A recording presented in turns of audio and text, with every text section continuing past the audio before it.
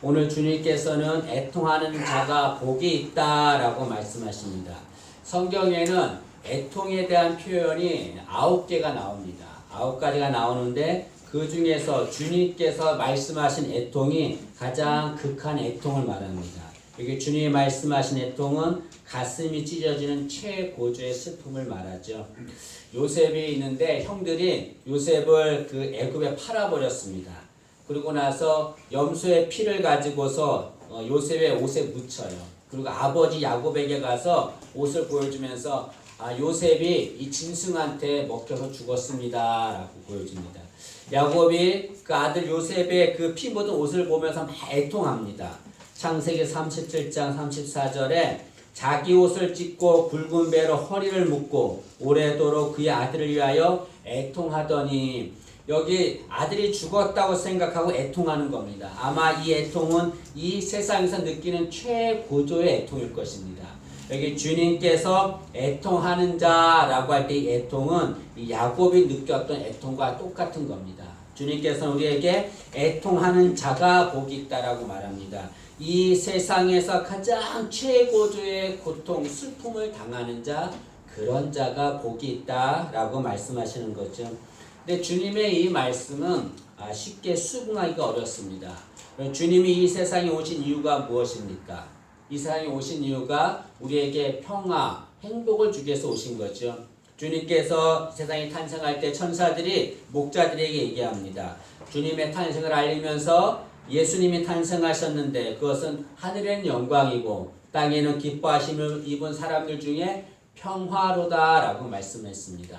이것은 주님이 오신 것은 우리에게 평화를 주시기 위해서 오셨다는 그런 말이죠. 그런데 그런 평화를 주기 위해 오신 주님께서 뭐라고 말씀하십니까?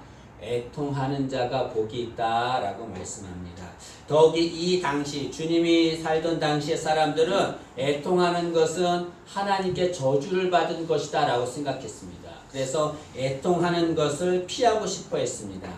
그런데 주님은 애통하는 자가 복이 있다라고 말씀합니다. 주님은 우리에게 애통하는 자가 돼야 된다라고 말합니다. 주님은 무엇에 대해서 우리가 애통하는 자가 되기를 원하십니까? 두 가지입니다. 첫째는 자신의 문제에 대해서 애통하는 자가 되라, 그런 말입니다.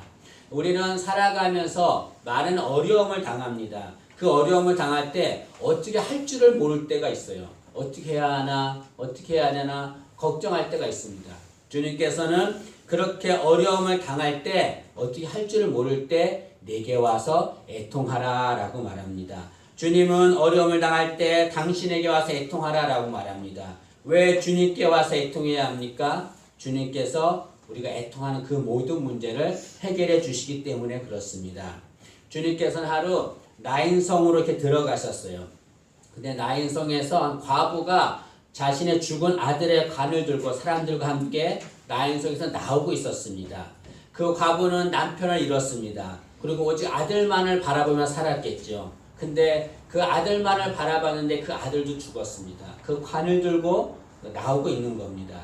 그 여인은 자신의 죽은 아들의 관을 보면서 심하게 애통했습니다.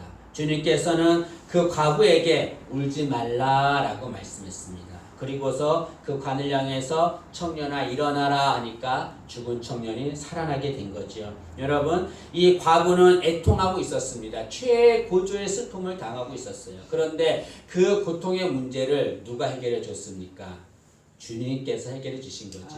주님께서는 너희들이 당하는 모든 고통, 아픔 내가 다 안다. 그 아픔 가지고 내게 애통하라. 내가 해결해 준다 라고 말씀하시는 거죠. 한나라고 하는 여인이 있었습니다. 그 여인은 아기를 낳지 못했습니다. 이 당시 아기를 낳지 못하면 사람들에게 조롱과 멸시를 받았습니다. 한나는 애통하면서 하나님 앞에 기도합니다. 하나님, 내게 아들을 주시면 그 아들을 하나님께 바치겠습니다. 애통하면서 기도했습니다. 하나님은 그런 한나의 기도를 들어주시고 아들을 주셨습니다. 그 아들이 이스라엘의 위대한 선지자 사무엘이었습니다. 여러분, 한나는 애통했습니다. 최고조의 슬픔을 가지고 하나님 앞에 나와서 애통했더니 하나님이 그 문제를 해결해 준 거죠. 여러분, 지금 나인성 과부처럼 이 한나처럼 고통을 당하고 있는 자들이 있다고 한다면 우리는 주님께 나와서 애통하는 자가 되어야 합니다. 주님 도와주세요, 도와주세요. 애통할 때에 주님께서 우리의 애통을 들으시고 모든 문제를 해결해 줄 줄로 믿습니다. 또한 주님께서는 자신의 죄에 대해서 애통하는 자가 되라 라고 말씀하십니다. 여기 보면 주님께서는 심령이 가난한 자에 대해서 말씀하신 다음에 애통하는 자에 대해서 말씀하셨습니다. 이것이 연결된 거예요. 이것은 심령이 가난한 자는 필연적으로 애통하는 자가 되어야 되는 것을 말씀합니다. 심령이 가난하다는 것은 뭘 말하는 겁니까? 자신이 연약하다는 걸 인정하는 거잖아요. 나는 연약한 자입니다. 근데 여러분, 자신의 연약함을 인정하게 되면 그때 하나님을 만나게 돼요. 하나님을 만나면 하나님과 가까이 하게 되죠. 그런데 그 하나님과 가까이 하게 되면 자신의 본 모습을 보게 됩니다. 자신의 본 모습을 보면 자신이 얼마나 큰 죄인인 걸 알게 되는 거죠. 자신이 죄인인 것을 알게 되면 자신이 죄인인 것을 보고 애통하게 되는 거죠. 주님께서는 애통하라 라고 말씀했습니다. 그것은 너의 죄에 대해서 애통하라는 거죠. 여러분, 사도 바울은 자신은 율법의 의로는 흠이 없는 자다라고 말했습니다. 자신은 완벽한 자다라고 말하는 거죠. 그러나 그런 자가 주님을 만났습니다. 다메섹에서 빛으로 임하신 주님을 만났습니다. 주님을 만나자 이 사도 바울은 자신이 얼마나 큰 죄인인 것을 알게 됐어요. 그리고 애통합니다. 그러고 나서 고백하기를 디모데전서 1장 5절에 죄인 중에 내가 괴순이라 라고 말합니다. 여러분, 주님은 우리에게 애통하는 자가 되어야 된다고 합니다. 네가 얼마나 큰 죄인인지 그것까지 애통하는 자가 되라는 거죠. 여러분, 신앙인은 구원의 기쁨을 누리며 살아야 합니다. 그러나 많은 신앙인들이 구원의 기쁨을 누리지 못하며 신앙생활하고 있습니다. 그냥 시간이 되니까 예배당에 가서 예배를 드립니다. 그냥 남들이 하니까 따라서 기도하고 찬양합니다. 마음에 구원받은 기쁨이 없는 겁니다. 여러분, 한번 속으로 생각해 보세요. 내가 만약 오늘 주님께서 나를 부르신다면 나는 천국 갈 확신이 있는가? 구원의 확신이 있는가? 여러분, 네 하고 대답할 사람이 있습니까? 많은 사람이 신앙생활 하면서도 구원의 기쁨을 누리지 못하고 살아가고 있습니다. 그 이유가 무엇입니까? 죄에 대한 애통이 없기 때문에 그렇습니다. 구원의 기쁨을 누리려면 가장 우선적으로 죄에 대해서 애통해야 합니다. 내가 얼마나 큰 죄인인지, 내가 얼마나 큰 죄인인지 이 죄를 주님께서 해결해 주신다고 하는 것, 그것을 깨닫는 자가 구원의 기쁨을 누리게 되는 거죠. 사도 바울 얘기를 했습니다. 여러분, 사도 바울도 자신이 얼마나 큰 죄인인가에 대해서 죄에 대해서 애통하고 그로 인해서 주님께 구원의 기쁨을 받은 자였습니다. 로마서 7장 19절에서 20절은 사도 바울은 이렇게 고백합니다. 내가 원하는 바 선은 행하지 아니하고 도리어 원하지 아니하는 바 악을 행하는도다. 만일 내가 원하지 아니하는 그것을 하면 이를 행하는 자는 내가 아니요 내 속에 거하는 죄니라. 사도 바울은 자신이 원하는 것, 그 선을 원하고 그걸 행하기를 원하는데 그걸 하지를 못한다는 거예요. 대신에 원하지 않는 것들, 그런 악한 죄악들을 자신이 행한다는 겁니다. 왜 그러냐면 자신 안에 죄가 있기 때문이라는 거죠. 사도 바울은 자신 안에 죄가 있음을 알았습니다. 그리고 애통했어요. 주님께서는 죄에 대해서 애통하는 사도 바울에게 구원의 기쁨을 주었습니다. 사도 바울은 로마서 7장 20절과 21절에 자신이 큰 죄인임을 고백하고 나서 25절에 이렇게 고백합니다. 우리 주 예수 그리스도로 말미암아 하나님께 감사하리로다. 그런즉 내 자신의 마음으로는 하나님의 법을, 육신으로는 죄의 법을 섬기노라. 사도 바울은 우리 주 예수 그리스도로 말미암아 하나님께 감사하노라. 왜 감사합니까? 자신이 죄에 대해서 애통했더니 주님께서 구원의 기쁨을 주셨기 때문에 그 기쁨을 주신 하나님께 감사한다 라고 고백하고 있습니다. 여러분, 우리는 죄에 대해서 애통하는 자가 되어야 됩니다. 겉모습은 거룩하고 깨끗하고 아름다워 보이지만 우리의 속을 들여다봐야 합니다. 우리가 얼마나 큰 죄인인가를 알아야 합니다. 그리고 애통하는 마음을 가져야 돼요. 그런 자에게 주님께서 구원의 기쁨을 줄 줄로 믿습니다. 주님은 애통하는 자가 복을 받는다라고 말씀하셨습니다. 애통하는 자가 어떤 복을 받습니까? 주님께서는 애통하는 자는 위로를 받는다라고 말씀합니다. 이 위로는 누가 주시는 위로입니까? 세상이 주는 위로입니까? 주님께서 주시는 위로죠. 여러분, 세상도 우리가 애통해 하면 위로를 줍니다. 그러나 세상의 위로는 우리의 애통을 온전히 극복하게 해주지 못합니다. 오히려 세상은 우리가 애통하면 그 애통하는 자를 조롱하지요. 욥이라고 하는 사람이 있었습니다. 욥은 하나님을 잘 섬기는 자였어요. 그런데 그는 많은 환난을 당합니다. 자신의 자식들이 다 죽습니다. 재물이 다 사라집니다. 아내는 욕을 하고 떠나갑니다. 자신도 질병에 걸립니다. 인간이 가질 수 있는 최악의 고난을 당하는 거죠. 그렇게 고난 당하는 욥에게 친구들이 찾아옵니다. 근데 그 친구들이 애통해하는 욥에게 어떻게 합니까? 그를 조롱하는 거죠. 그들은 욥에게 이렇게 말합니다. 네가 이렇게 고난 당하는 이유가 무엇인지 아느냐? 그것은 네가 죄를 지었기 때문이다. 그로 인해서 이렇게 고난 당하는 것이다 라고 조롱을 합니다. 여러분, 세상은 애통하는 자를 위로하지 않습니다. 조롱합니다. 그러나 주님은 애통하는 자를 위로하시는 거죠. 주님만이 온전한 위로자가 되어주십니다. 고린도후서 1장 3절에 이렇게 말합니다. 찬송하리로다. 그는 우리 주 예수 그리스도의 하나님이시요 자비의 아버지시요 모든 위로의 하나님이시며, 여기 주님이 어떤 분이십니까? 모든 위로의 하나님이시다. 그분만이 온전한 위로자가 되신다는 거죠. 우리가 애통하면 주님께서는 우리 애통하는 소리를 들으시고 우리를 위로해 주십니다. 여기 위로라고 하는 말의 뜻이 참으로 은혜가 있습니다. 이 위로라고 하는 말은 곁에서 곁으로 부르신다, 그런 말입니다. 여러분, 주님은 애통하는 자가 있어요. 그 애통하는 자를 곁으로 부르셔서 그들을 어루만지시는 거죠. 그들을 위로해 주십니다. 그리고 주님은 우리의 보혜사가 되신다라고 말씀합니다. 보혜사라고 하는 말에는 여러 가지 뜻이 있어요. 그 중에 하나가 뭐냐면 위로자라고 하는 뜻입니다. 여러분, 주님은 우리의 위로자가 되세요. 그래서 애통하면 우리 가까이 오셔서 우리를 위로해 주십니다. 그리고 주님께서 선한 사마리아인 비유를 말씀하셨어요. 어떤 사람이 여리고로 내려가다가 강도를 만났어요. 자신의 가지고 있는 걸 다 빼앗겼겠죠. 그리고 막 신나게 두들겨 맞아서 죽을 상황까지 가게 되었습니다. 그 강도 만난 자는 도와달라고 외쳤겠죠. 도와주세요, 도와주세요. 크게 애통했습니다. 근데 그 옆을 제사장 레인이 지나가면서 강도 만난 자를 봤어요. 제사장이 어떤 자입니까? 지금의 목사와 같은 자죠. 레인이 어떤 자입니까? 성막에서 일하는 자예요. 다 하나님을 섬기는 자들이에요. 그런데 그런 자들이 강도 만난 자를 보았지만 그의 곁에 오지 않았습니다. 그리고 다 지나쳐 갔습니다. 그런데 한 사마리아 사람이 그 강도 만난 자 곁에 가서 그를 치유해 주었습니다. 이 강도 만난 자를 치유해 준 사마리아 사람이 누구를 말합니까? 예수 그리스도를 말하죠. 주님, 우리가 애통이 하면 세상 우리를 다 지나쳐 가지만 주님 우리 가까이 오시는 거죠. 우리 가까이 오셔서 우리를 위로해 주십니다. 우리의 문제를 해결해 주십니다. 여러분, 애통하는 자가 되기를 간절히 소망합니다. 주님께서는 애통하는 자를 위로해 주십니다. 이 위로는 어디에서 완성됩니까? 천국에서 완성되는 거죠.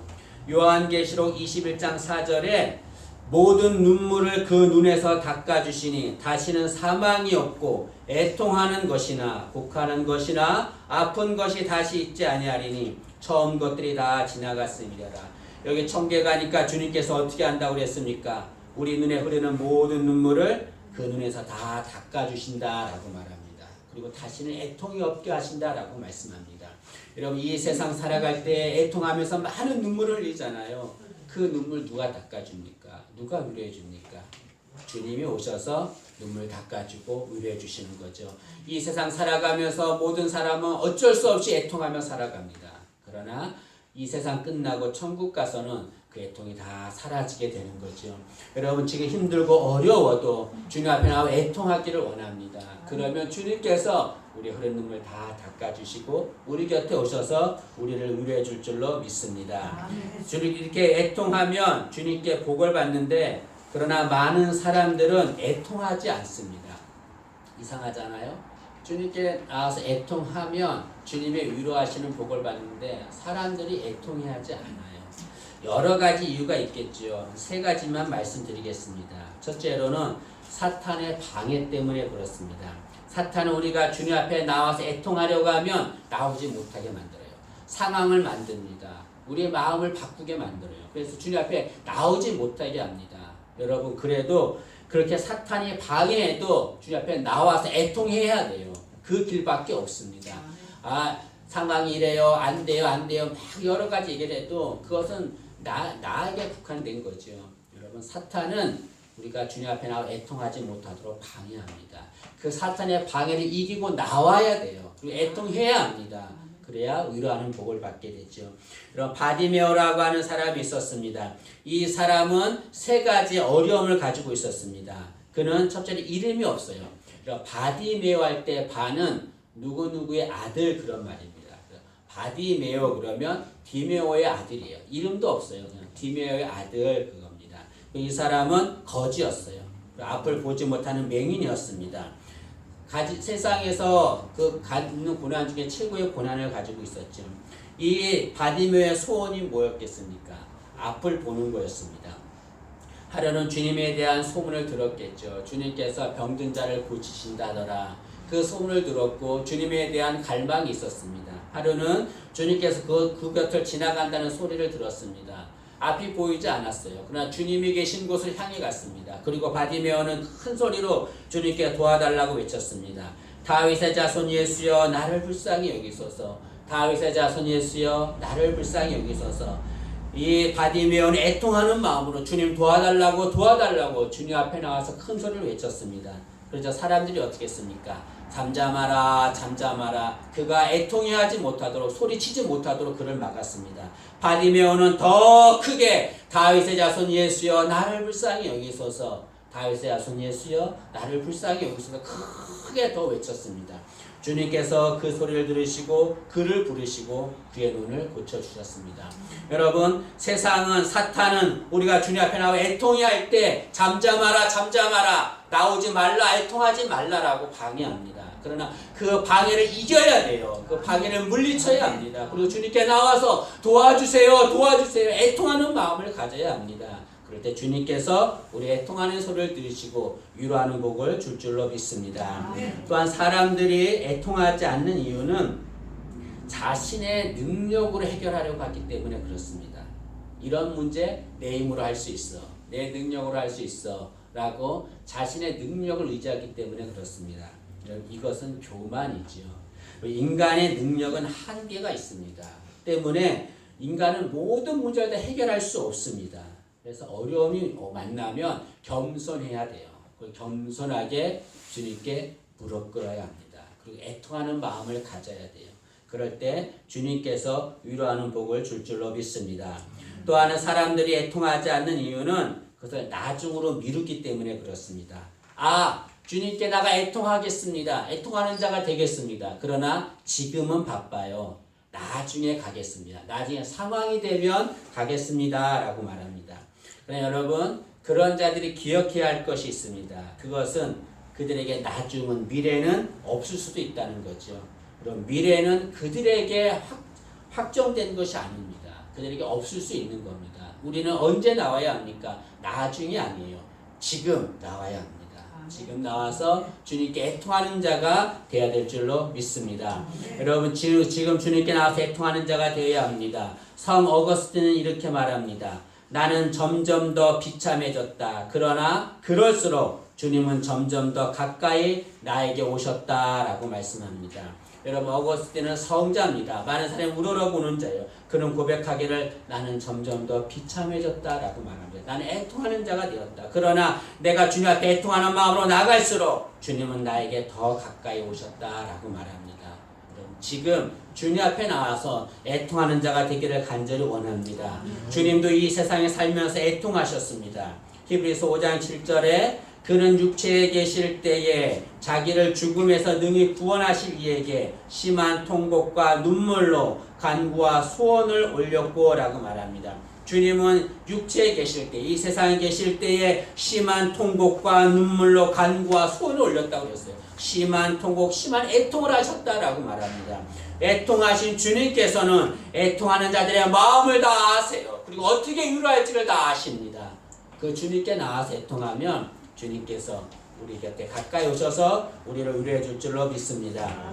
하나님은 애통하는 자를 원하십니다. 시편 51편 17절에 하나님께서 구하시는 제사는 상한 심령이라 하나님이여 상하고 통해하는 마음을 주께서 멸시하지 아니하시리이다 라고 말합니다. 하나님께서 구하는 제사는 무엇입니까? 하나님이 원하시는 예배가 무엇입니까?